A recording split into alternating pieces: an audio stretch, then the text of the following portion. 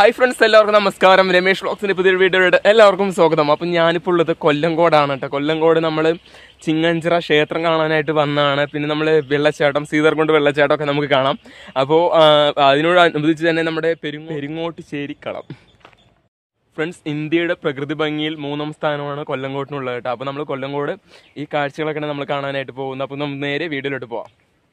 Friends, ഇപ്പോൾ സമയം 11:30 അപ്പോൾ വെയിൽ ലൈറ്റായിട്ട് ഇങ്ങനെ വെയിലൊക്കെ അടിച്ച് നമ്മൾ വെയിലൊക്കെ നൈസായിട്ട് ഇങ്ങനെ കൊണ്ടിട്ട് പോവുകയാണ്. അപ്പോൾ നമ്മൾ പോകുന്ന വഴിക്ക് തന്നെ നമ്മുടെ ലെഫ്റ്റ് സൈഡായിട്ട് നമുക്ക് കാണാനായിട്ട് പറ്റുന്നത് പപ്പായ കൃഷി ചെയ്തിട്ടുണ്ട്. ഒരു കൃഷിയുടെ മൊത്തം പപ്പായ കൃഷിയാണ് ചെയ്തിരിക്കുന്നത്. അത് നമുക്കൊന്ന് കാണാം.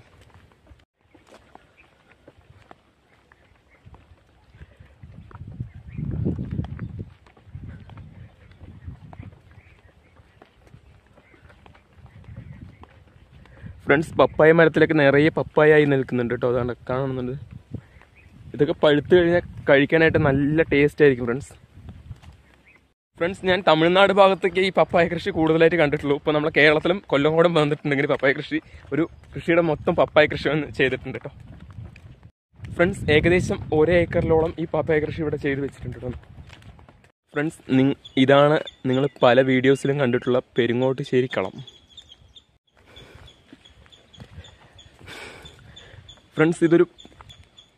ഫ്രണ്ട്സ്, ഒരു പാറയുടെ ചരിവിലായിട്ടാണ് ഈ കളം പണിഞ്ഞു വെച്ചിരിക്കുന്നത് കേട്ടോ. ഫ്രണ്ട്സ്, പഴയ കാലത്ത് നെല്ല് സൂക്ഷിക്കാനായിട്ടാണ് ഈ കളം ഇങ്ങനെ പണിഞ്ഞു വെച്ചിരിക്കുന്നത് കേട്ടോ. ഫ്രണ്ട്സ്, ഈ കളത്തിൻ്റെ ചുമരിലാണെങ്കിൽ നന്നായിട്ട് കുമ്മായൊക്കെ തേച്ച് അടിപൊളി പിടിപ്പിച്ച് വെച്ചിട്ടുണ്ട് കേട്ടോ. ഇത് കണ്ടോ ഫ്രണ്ട്സ്, കുമ്മായം തേച്ചിരിക്കുന്നത്. കുമ്മായം പിന്നെ സിമെൻറ്റ് തൂണുകളാണ് ഈ കളത്തിൻ്റെ താങ്ങായിട്ട് നിൽക്കുന്നത്. ഫ്രണ്ടിൽ അതിലൊക്കെ കുമ്മായം തേച്ച് പിടിപ്പിച്ചിട്ടുണ്ട്. പിന്നെ പഴയ കാലത്തെ വാതിൽ, ആ ഓടാമ്പലൊക്കെ കണ്ടോ. നമുക്കിപ്പൊന്നും ഇതൊന്നും ഇങ്ങനത്തെ ഒന്നും കാണാനായിട്ട് പറ്റത്തില്ല. ഫ്രണ്ട്സ്, ഞാൻ ഈ കുമ്മായം എന്ന് പറയുന്നത് ചുണ്ണാമ്പിനെയാണ് ഞാൻ കുമ്മായം എന്ന് പറഞ്ഞത്. ഫ്രണ്ട്സ്, പഴയ കാലത്തെ കൺസ്ട്രക്ഷൻ എന്ന് പറഞ്ഞാൽ ഒരു രക്ഷയില്ല. ഇതിപ്പോഴും നിലനിന്ന് പോകുന്നുണ്ട്. പക്ഷേ ഇന്നത്തെ കാലത്തേക്കാണെങ്കിൽ ഇത് എത്ര കാലം നിൽക്കുമെന്ന് നമുക്ക് ഒരിക്കലും പറയാനായിട്ട് പറ്റത്തില്ല. ഫ്രണ്ട്സ്, ഈ പെരിങ്ങോട്ടുശ്ശേരി കളത്തിൻ്റെ തിണ്ണയിലിരിക്കുമ്പോൾ നല്ല കാറ്റുണ്ട്. അപ്പോൾ ഞാൻ കുറച്ച് നേരം ഇരുന്നിട്ട് പോകുന്നതുകൊണ്ട് പെരിങ്ങോട്ടുശ്ശേരി കളത്തിൻ്റെ തിണ്ണയിലിരിക്കുകയാണ് കേട്ടോ. ഫ്രണ്ട്സ്, ഈ പെരിങ്ങോട്ടുശ്ശേരി കളത്തിൻ്റെ തിണ്ണയൊക്കെ കരിങ്കല്ല് വെച്ചിട്ടാണ് കെട്ടിയിരിക്കുന്നത്. അതിന് മുകളിൽ സിമെൻറ്റ് വെച്ച് പൂശിയിട്ട് ഇട്ടിരിക്കുന്നത്. ഫ്രണ്ട്സ്, അപ്പോൾ നമ്മൾ പെരിങ്ങോട്ടുശ്ശേരി കളത്തിൻ്റെ തിണ്ണയിലൊക്കെ ഇരുന്ന് കാറ്റൊക്കെ നന്നായിട്ട് ആസ്വദിച്ചു. കാരണം അടിപൊളിയാണ് ഇവിടെ ഇരിക്കാനായിട്ടൊരു വൈബ് മൂഡാണ്. ഫ്രണ്ട്സ്, ഇപ്പോൾ നമ്മൾ പെരിങ്ങോട്ടുശ്ശേരി കളമൊക്കെ കണ്ടു കഴിഞ്ഞു. ഇനി നമുക്ക് നേരെ ചിങ്ങഞ്ചിറ പ്രകൃതി ക്ഷേത്രത്തിലേക്ക് പോകാം. ഫ്രണ്ട്സ്, എനിക്കൊരൊറ്റ കാര്യം പറയാനുള്ളൂ. പ്രകൃതിയുടെ വരദാനമാണ് കൊല്ലങ്കോട് എന്ന് പറയുന്നത്. അപ്പോൾ നിങ്ങളെല്ലാവരും കൂടി മനസ്സിൽ വെക്കുകയാണെന്നുണ്ടെങ്കിൽ നമുക്ക് ഏറ്റവും ഫസ്റ്റ് തന്നെ കൊല്ലങ്കോട് അടിക്കാൻ പറ്റും. ഇന്ത്യയിൽ തന്നെ പ്രകൃതി ഭംഗിയിൽ 1ാം സ്ഥാനത്ത് കൊല്ലങ്കോട് വരും. ഫ്രണ്ട്സ്, നമ്മളങ്ങനെ ചിങ്ങഞ്ചിറ ക്ഷേത്രത്തിൻ്റെ അടുത്ത് എത്തിയിട്ടുണ്ട് കേട്ടോ. അപ്പോൾ നമ്മൾ വരുന്ന വഴിക്കുള്ള കാഴ്ചകളൊന്നും നമ്മൾ എടുത്തിട്ടുണ്ടായിരുന്നില്ല. കാരണം ഭയങ്കര വെയിലായിരുന്നു. പിന്നെ നിങ്ങൾ കാണുമ്പോൾ ഇരുട്ടത്ത് നിൽക്കുന്ന പോലെ ഉണ്ടാവും. അതുകൊണ്ടാണ് ഞാൻ എടുക്കാണ്ടിരുന്നത്. അപ്പോൾ നമുക്ക് ക്ഷേത്രത്തിലെ കാഴ്ചകൾ കാണാം. ഫ്രണ്ട്സ്, സുരേഷ് ഗോപി സാറിൻ്റെ സിനിമയായ കളിയാട്ടത്തിന് വേണ്ടി സെറ്റ് ഇട്ടിരിക്കുന്നതാണ് കേട്ടോ അത്. ഫ്രണ്ട്സ്, ഈ ക്ഷേത്രത്തിലെ പ്രധാന വഴിപാടെന്ന് പറയുന്നത് ആടിറത്തുള്ള പൂജയും കോഴിയിറത്തുള്ള പൂജയൊക്കെയാണ് ഇവിടെ ചെയ്യുന്നത്. അപ്പോൾ ഞാനൊക്കെ വന്നിട്ട് ഇവിടെ ചെയ്തിട്ടുണ്ട് പണ്ട് കാലത്ത്. അപ്പോൾ അതൊക്കെയാണ് ഇവിടുത്തെ പ്രധാന വഴിപാടെന്ന് പറയുന്നത്.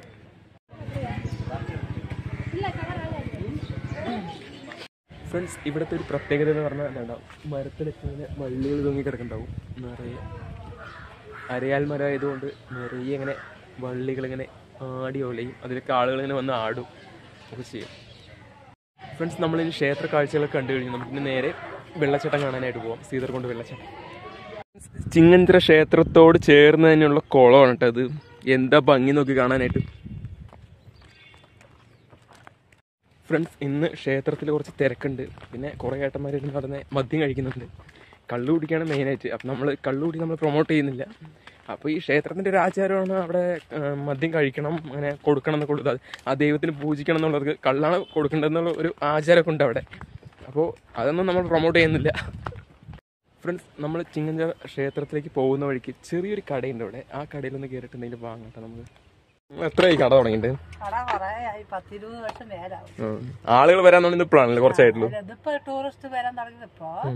പിന്നെ ആദ്യം ഇവിടെ അമ്പലത്തേക്ക് പൂജക്കൊക്കെ ആൾക്കാർ, ഇനിയിപ്പോ മണ്ഡല മാസം കഴിഞ്ഞില്ലേ, ഡെയിലി ആളുണ്ടാവും. റോഡിനടുത്ത് കലയപ്പാണ്ടിക്ക് പുള്ളിയ ഡാം വെള്ളം പോകുന്നുണ്ട്, കലയപ്പാണ്ടിയിൽ വെള്ളം അങ്ങനെ അങ്ങോട്ട് കാക്കുന്നുണ്ട്.